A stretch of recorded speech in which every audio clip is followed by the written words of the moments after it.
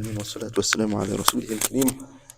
قال الله تعالى في كتابه المجيد وفرقانه الحميد بعد أعوذ بالله من الشيطان الرجيم بسم الله الرحمن الرحيم. ولما فصلت العير قال أبوهم إني لأجد ريح يوسف لولا أن تفندون قالوا تالله إنك لفي ضلالك القديم فلما أن جاء البشير ألقاه على وجهه فارتد بصيرا قال ألم أقل لكم إني أعلم من الله ما لا تعلمون. So we had ended on the discussion on the note that Yehuda and the brothers returned to their father Yaqub alayhi salatu wassalam, and now they're bringing the shirt of their brother Yusuf and they place it on their father's face and his vision is restored. And he says, you have brought to me this good news. I wish to repay you. I wish to compensate you. I wish to appreciate you. But you know we have nothing tangible in the house to give. So take this supplication, Allahumma hawwin alayka sakarat al-maut. Oh Allah, ease for him the pangs of death.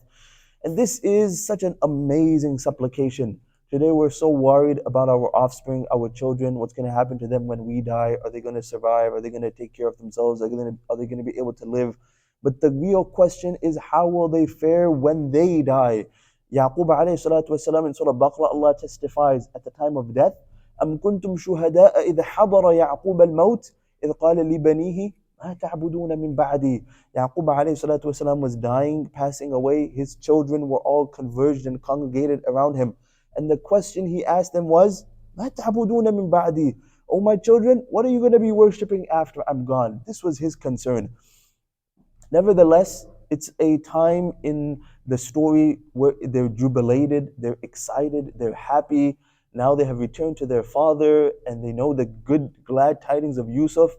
So Yaqub alayhi salatu wasalam looks to those around him who had said previously, Tallahi innaka lafi dalalika al-qadim. When he had said, I am smelling the fragrance of my Yusuf. And their response was, same old story, you're stuck in the old ways, always singing that same song, back to that. So he said, Alam aqul lakum inni a'lamu min Allahi ma la ta'lamun.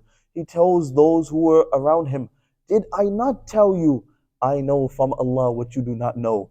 And also with the children and the brothers and his sons, when he had previously said, إنما أشكو بثي وحزني إلى الله وأعلم من الله ما لا تعلمون. When the brothers had returned with the story of Binyamin gone, Yehuda gone, Yusuf alayhi salatu wasalam gone, he said, I complain to Allah, وأعلم من الله ما لا تعلمون. At that time he said it, and now he repeated it here to those around in that instance and to the sons in that instance. ألم أقل لكم, did I not tell you previously, إني أعلم من الله ما لا تعلمون. I know regarding Allah subhanahu wa ta'ala what you do not know. So now you can imagine that the brothers, despite the fact that they made some heinous crimes and they have some overwhelming vices that they have to compensate for, they are also going through their own soul searching. And they are also looking deep within to rectify themselves. So they say, قالوا يا أبانا استغفر لنا ذنوبنا إنا كنا خاطئين. O our beloved, honorable, respected, august father, قالوا يا أبانا استغفر لنا ذنوبنا. Please forgive us and seek forgiveness on our behalf to your Lord. Forgive us for our crimes. إنا كنا خاطئين. Verily we were wrongdoers in error, in crime. With Yusuf alayhi salatu wasalam, they said, قالوا تالله لقد آثرك الله علينا. Allah has preferred you. وإن كنا لخاطئين. And we were wrong, we made mistakes, we were in error. And this is the first step. In reality, this is step number one. A person will never overcome his sin, never overcome the vice, never get over the hurdle, if he cannot accept and he cannot profess and he cannot claim and he cannot take accountability for the action that he did. Was it not the instance with the devil? What happened to Shaitan and Iblis? He committed the sin, he committed the vice, he committed the error, but it was his attitude of arrogance post-sinning that got him in trouble. He said, why didn't you prostrate? خَلَقْتَنِي مِن نَارٍ وَخَلَقْتَهُ مِن طِينٍ. Oh Allah, you created me from fire and you created man from clay. Allah subhanahu wa ta'ala speaks about this in the Quran. وَلَقَدْ خَلَقْنَا الْإِنسَانَ مِنْ صَلْصَالٍ مِنْ حَمَإٍ مَسْنُونٍ. So you have some water, you have some sand, You mix them together till it becomes muddy. This is what we refer to as hama, mixed sand and water till it became muddy. Then it begins to give off a little bit of a smell, a little stench, a little aroma. That's what we refer to as masnoon. And then you give it some more time and it dries and it hardens and you knock it and it's hollow, sounding clay, potter's clay. وَلَقَدْ خَلَقْنَا الْإِنسَانَ مِنْ صَلْصَالٍ مِنْ حَمَإٍ مَسْنُونٍ. The different stages of the clay that Allah subhanahu wa ta'ala fashioned man from. Allah subhanahu wa ta'ala says in another verse, وَلَقَدْ خَلَقْنَا الْإِنسَانَ فِي سُلَالَةٍ مِّن طِينٍ. Allah subhanahu wa ta'ala fashioned man from articles of clay, from the extract of clay. ثُمَّ جَعَلْنَا النُّطْفَةَ. Then Allah subhanahu wa ta'ala created man into a drop of semen. ثُمَّ جَعَلْنَا النُّطْفَةَ عَلَقَةً. From that drop of semen, it became into congealed blood. فَخَلَقْنَا الْعَلَقَةَ مُضْغَةً. That congealed blood became chewable flesh. And even if you read any historical reports, they speak about the mother's womb, the uterus in the baby in the mother's womb as a chewable flesh. That's the description that they give it. فَخَلَقْنَا الْعَلَقَةَ مُضْغَةً فَخَلَقْنَا الْمُضْغَةَ عِظَامًا. From that chewable flesh, then Allah subhanahu wa ta'ala fashioned bones. Really, the Quran, when Allah subhanahu wa ta'ala speaks about the deep analysis and analyzation that He gives in the fashioning of man, it's just thought-provoking and mind-boggling. Today, scientists will tell you that in the scientific reports of how a baby or how birth is given, they'll say there's 3 layers of darkness. But Allah subhanahu wa ta'ala testified that in the Quran 1400 years ago. Allah subhanahu wa ta'ala says, يَخْلُقُكُمْ فِي بُطُونِ أُمَّهَاتِكُمْ خَلْقًا مِّن بَعْدِ خَلْقٍ فِي ظُلُمَاتٍ ثَلَاثٍ. He created you in your mother's stomach in 3 layers of darkness. So you have the abdomen, you have the uterus, you have the membrane. Allah subhanahu wa ta'ala already testified that. فَكَسَوْنَا الْعِظَامَ لَحْمًا. Then we gave man bones, and then we clad those bones in meat. ثُمَّ أَنشَأْنَاهُ خَلْقًا آخَرَ. Then from that drop of semen in the beginning, we fashioned it into an entire new creation. فَتَبَارَكَ اللَّهُ أَحْسَنُ الْخَالِقِينَ. Glory be to Allah who is the best of creators. وَلَقَدْ خَلَقْنَا الْإِنسَانَ فِي أَحْسَنِ تَقْوِيمٍ. We created man in the best form and the best fashion. Allah subhanahu wa ta'ala says in another verse, إِنَّ اللَّهَ فَالِقُ الْحَبِّ وَالنَّوَى. It is Allah who split the seed and Allah who split the earth. فَالِقُ الْإِصْبَاحِ. Allah subhanahu wa ta'ala split the morning sky. يُخْرِجُ الْحَيَّ مِنَ الْمَيِّتِ وَيُخْرِجُ الْمَيِّتَ مِنَ الْحَيِّ. Allah takes the living from the dead and the dead from the living. From a dead drop of semen, you get a live human being. And from a live human being, you get a dead drop of semen. From a live chicken, you get a dead egg. And from a dead egg, you get a live chicken. يُخْرِجُ الْحَيَّ مِنَ الْمَيِّتِ. From death, He created life. And from life, He created death. And the other mufassirun, they refer or they have the opinion that Allah subhanahu wa ta'ala is speaking about from a disbeliever in his progeny is a believer. And from a believer in his progeny is also a disbeliever. Nuh alayhi salatu wasalam's own son was a kafir and a disbeliever.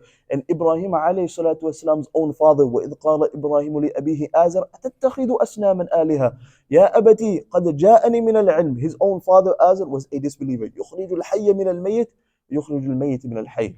So we were speaking about Shaitan. He said, خَلَقْتَنِي مِن نَارٍ وَخَلَقْتَهُ مِن طِينٍ. You have created me, the jinn, وَالْجَانَّ خَلَقْنَاهُ مِن نَارِ السَّمُومِ. Allah subhanahu wa ta'ala created them predominantly from fire. So he had the opinion, even though there was no basis, no evidence, nothing to give this, that fire is better than dirt, or fire is better than mud, fire is better than sand. So Allah subhanahu wa ta'ala, after Iblis had slipped up, and Allah subhanahu wa ta'ala proposed this question, then the devil's response was, فَبِمَا أَغْوَيْتَنِي لَأَقْعُدَنَّ لَهُمْ صِرَاطِكَ الْمُسْتَقِيمِ. Oh my Lord, because of what you did to me, because of what you did to me, now this is what I'm going to do. On the flip side, Adam alayhi salatu wasalam ate from the forbidden tree. وَعَصَى آدَمُ رَبَّهُ فَغَوَى. Then what was his reaction? فَتَلَقَّى آدَمُ مِنْ رَبِّهِ كَلِمَاتٍ فَتَابَ عَلَيْهِ. Allah subhanahu wa ta'ala gave Adam alayhi salatu wasalam some words. رَبَّنَا ظَلَمْنَا أَنفُسَنَا وَإِن لَمْ تَغْفِرْ لَنَا وَتَرْحَمْنَا لَنَكُونَنَّ مِنَ الْخَاسِرِينَ. Oh my Lord, I have wronged myself. Take accountability. Ibn Abbas radiallahu anhu, he said, يا صاحب الذنب لا تأمن عاقبة ذنبك وعلم أن ما يتبع الذنب أعظم من الذنب. You committed the sin, okay, that's well and done, that's past. But the attitude post sinning could be worse than the sin itself. Now he's too arrogant to take accountability. So the brothers came and they said, so for us, he said, Ya abana astaghfir lana dhunubana. Oh dad, please forgive us. Inna kunna khati'in. We were wrong. We were in error. We were in vice. We made mistakes. Now Yaqub alayhi salatu wasalam, he responds. He says, سوف أستغفر لكم ربي يا أبانا استغفر لنا ذنوبنا إنا كنا خاطئين قال سوف أستغفر لكم ربي. Yaqub alayhi salatu wasalam, he says, soon I will seek forgiveness to my Lord on your behalf. Sawfa fil mustaqbil, in the future. Shortly, sawfa ta'lamun, soon you will know. Sawfa astaghfiru lakum rabbi, soon I will seek forgiveness on your behalf. Now this is a very important point, because I remember our teacher was showing us this clip where there was a famous speaker on YouTube, and it was a Hajj lecture that he was giving, and a woman in the Hajj tour had proposed the question to him, and she said, I'm having a hard time forgiving such and such relative who has exploited me for such and such gain. Do I have to forgive him, or do I have the option not to forgive? And his response was, even Yaqub didn't forgive his children straight away. This is extremely incorrect. The whole message that we were getting from the whole story of Yusuf alayhi salatu wasalam is, لا تثريب عليكم اليوم, let it go, forgive, forgive. Now you're going to say the father didn't forgive? This is clear mistake. Imam Qurtubi rahimahullah writes, so why did the dad Yaqub alayhi salatu wasalam then say, سوف أستغفر لكم ربي, and delay it for two reasons. Reason number one, you have two types of crimes in Islam. You have حقوق بين Allah and حقوق بين العباد. You have rights between Allah and rights between different bondsmen. When it came to the crimes of the son, who were the crimes perpetrated against? Initially, what was their first crime? They took Yusuf and they dropped him in the well. So who do they have to seek forgiveness from? Yusuf alayhi salatu wasalam. So the dad Yaqub alayhi salatu wasalam said, I can't forgive you until I know that Yusuf has forgiven you. Because your crime is bainak wa bainah. It's between you and Yusuf. So you want for you to forgive you? First I have to check, did Yusuf alayhi salatu wasalam forgive you? That's point number one. Point number two is, سَوْفَ أَسْتَغْفِرُ لَكُمْ رَبِّي. Very soon I will seek forgiveness to my Lord on your behalf, i.e. في وقت التهجد في جوف الليل. In the darkness of night, at the time when supplications are accepted, I will exploit the opportunity then and then supplicate on your behalf. The dua of a parent is already accepted. Couple that with the dua of a Nabi, that's compounded acceptance. But yet, Yaqub alayhi salatu wasalam still said, I will take the right moment, the right opportunity when du'as are most readily accepted, and use that moment to seek forgiveness on your behalf.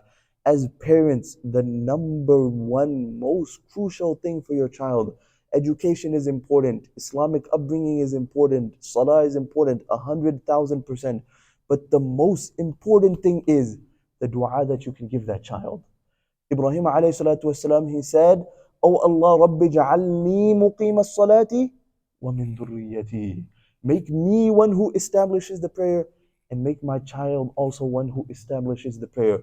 Every scholar, every alim, every time I speak or I lead the salah or I read any Quran, it is only the accepted supplication of my parents. I didn't do anything. Allah gave us knowledge, okay, but why?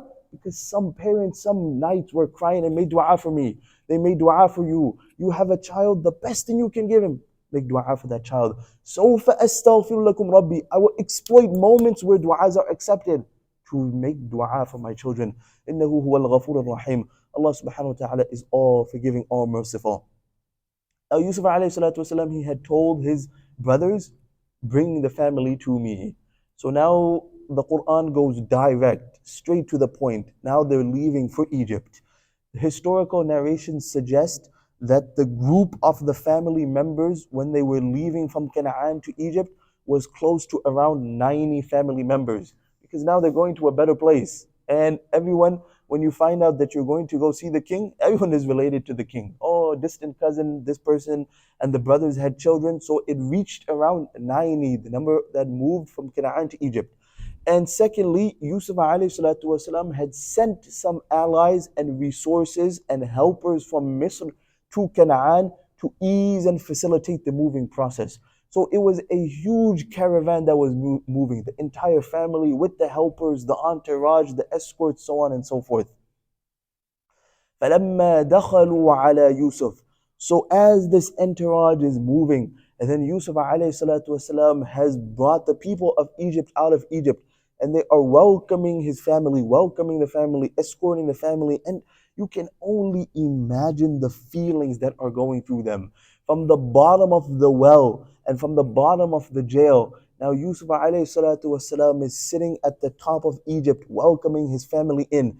And Yaqub alayhi salatu wasalam, who didn't even know if his son was alive, is now being welcomed by the king of Egypt. You can imagine the feelings. The night was very dark. The day was very long. The journey was very tiresome. The problems were ever difficult. But this is how Allah facilitates. Wallahu yahkumu li, Allah decides, Allah decrees. La mu'aqqiba li hukmih. There cannot be any return, any refund, anyone to change the order of Allah. Inna Allah ghalibun amrah. Inna Allah balighun. Allah reaches to whatever matter decree He wishes. So now they come. وَلَمَّا دَخَلُوا عَلَى يُوسُفَ آوَى إِلَيْهِ أَبَوَيْهِ. Awa, yuwi, iwa, to bring into the court. So when they enter Egypt, then Yusuf alayhi salatu wasalam, he embraces his parents, he hugs his parents, he brings them close, he attaches them, he embraces them, he is fond and loving and kind. Awa ilayhi abaway. وَقَالَ ادْخُلُوا مِصْرَ إِنْ شَاءَ اللَّهُ آمِنِينَ. And he says, enter into Egypt in full safety, security, provision, no fear, nothing to worry about. Now you're the royal family. Now you're the father of the king. Nothing to fear. Awa ilayhi abawayhi. He brings his parents close to him and he says, enter into Egypt with full protection and safety. وَرَفَعَ أَبَوَيْهِ عَلَى الْعَرْشِ وَخَرُّوا لَهُ سُجَّدًا. Then he raises his parents, mother and father, or mother and paternal aunt who now married the father, onto the throne of Egypt. And he takes a seat by the side. He raises his parents up and he positions them on the throne of Egypt. This is the crux and the crucial point in the life of Yusuf alayhi salatu wasalam. Look at this the throne of Egypt, and he preferred his parents sit rather than himself. It makes no sense, my brother. Now you have a high-paying job. Now you have harvested the fruits and the benefits of your parents who suffered, put you through college, put you through this, gave you an education. Now you got the job, you got the salary, and now you can't use that money and spend it on the same parents who put you in that position. So now you bought a new car, and your mother can't sit in that new car, and there's no need for that new car. You got a new couch, new bed, and your mother can't lie down on that couch and new bed, and there's no point in that piece of furniture. وَرَفَعَ أَبَوَيْهِ عَلَى الْعَرْشِ. What good is the throne of Egypt if my parents cannot adorn themselves with this throne? Ibn Abbas radiallahu anhu used to say, ثَلَاثُ آيَاتٍ نَزَلَتْ مَقْرُونَ بِثَلَاثٍ. 3 verses were revealed in conjunction with 3. One of them cannot be accepted without the other. قُلْ أَطِيعُوا اللَّهَ وَأَطِيعُوا الرَّسُولَ فَمَنْ أَطَاعَ اللَّهَ وَلَمْ يُطِعِ الرَّسُولَ لَا يُقْبَلْ مِنْهُ. Obey Allah and obey the messenger. If you obey Allah and you disobey the messenger, it won't be accepted from you. أقيموا الصلاة وآتوا الزكاة فإن صلى ولم يزكي لا يقبل منه. Perform salah and give zakah. If you perform salah and you don't give zakah, it won't be accepted from you. وَاشْكُرُوا لِي. Allah subhanahu wa ta'ala said, make shukr to me, وَاشْكُرُ لِوَالِدَيْكَ, and make shukr to your parents. فَمَنْ شَكَرَ اللَّهِ وَلَمْ يَشْكُرْ لِوَالِدَيْهِ لَا يُقْبَلْ مِنْهُ. Whoever thanks Allah and he did not thank his parents, it won't be accepted from him. So he placed them on the arsh. وَرَفَعَ أَبَوَيْهِ عَلَى الْعَرْشِ وَخَرُّوا لَهُ سُجَّدًا. And his parents fell into prostration, and his brothers fell into prostration. The family fell into prostration. The Mufassirun write 2 explanations. Ibn Abbas radiallahu anhu is of the opinion they fell into prostration shukran lillah, out of gratitude to Allah subhanahu wa ta'ala for the opportunity that He put them in. And number 2, they fell into prostration تعظيما ليوسف لا عبودية. Out of respect to Yusuf, but not out of worship. And in the shara'i of the people before us, it was permissible to bow and make prostrate out of respect, but not out of worship. So you could make prostration out of respect, not worship. But in the sharia of the Prophet ﷺ, this has become prohibited. Now sajda is khasatan lillah, only for Allah. So either they were making sajda, shukran lillah, out of gratitude to Allah, or they were making it out of respect to Yusuf alayhi salatu wasalam. Kharwu sajda, they fell into prostration. Now Yusuf alayhi salatu wasalam is seeing them, his own parents, his siblings, the same people who put him in the well, the same people who had tried to kill him, the same people who sold him into slavery, his own family, and they are falling into prostration. At this time, when he could have exploited the moment, oh, remember when you guys did this, and remember that, and threw mud at the wall, and stung them, and brought up all these old memories. He said, هذا تأويل رؤياي من قبل قد جعلها ربي حقا. Oh my dad, do you remember the vision that I had as a child? Ya abati, do you remember the dream that I had as a child? How long ago was that? 80 years ago he had that dream. هذا تأويل رؤياي من قبل. This is the fruition of the vision that I had as a child. قد جعلها ربي حقا. My Lord had made it a reality.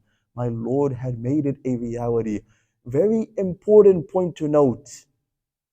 A person makes istikhara. He goes to sleep, he has a dream that he was given a spouse. That doesn't mean the next day he's gonna wake up and the spouse is gonna be at the door.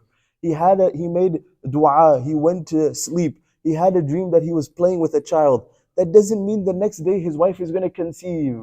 Musa and Harun alayhima min Allah as-salatu wa taslimat made dua for the destruction of Fir'aun.